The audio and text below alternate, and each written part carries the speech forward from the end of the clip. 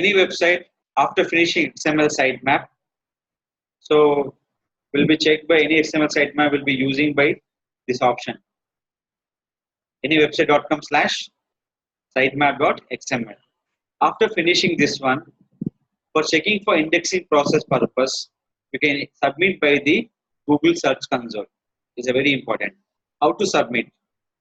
Just open option called google.com/webmasters.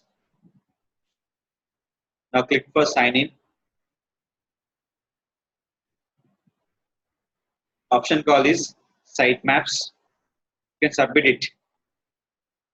Sitemap.xml. Any submission first you can enter by the sitemap.xml. Submit. Suppose your website will be not found. It will showing for error. It will be found any links. It will show the link count. See this. Upload success. How many links? Totally 25 links. This will be information given by your XML icon. So in this one,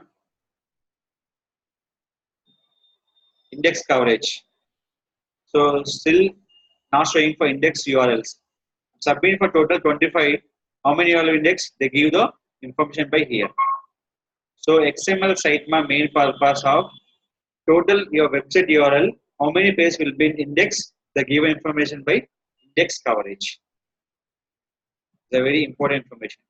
How to check index count by your website pages? That only for XML sitemap update your website to check the Google Search Console. Here will be information sitemaps. Every week you can update by XML sitemap. Update will be simple. Sitemap.xml update by submit. Every week is important. Updating for sitemap. Every website. Each Google Webmaster you can index by the multiple website can add, can check by the XML sitemap in one Gmail account. So your how many websites can maintain, update by XML sitemap mandate for index your website purpose. This is called you can submit your website XML sitemap on Google Search Console.